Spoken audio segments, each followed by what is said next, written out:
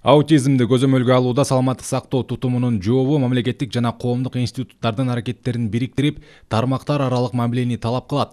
Бул тууралуу Саламаттык сактоо жана социалдык өнүгүү министринин биринчи орун басары Ализа Солтонбекова аутизм диагностика жана дарылоонун заманбап аспектилери эл аралык конференциясынын жүрүшүндө билдирди.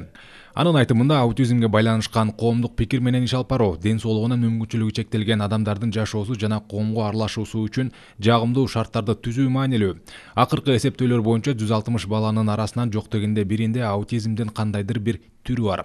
Дүйнө жүзү боюнча аутизм менен ооруган балдардын саны өскөнү байкалган. Илимий далилдер генетикалыктагы, экологиялыктагы факторлор мээнин эрте өнүгүүсүнө таасир этүү менен аутизм спектринин бузулушуна өөлгө түзөт, деди Солтонбекова. Ал уюштуруучуларга ыраазычылык билдирип, иш-чара Кыргызстандын жана чет мамлекеттердин окумуштуулары ортосунда тажрыйба алмашуу үчүн маанилүү аянтча экендигин белгиледи.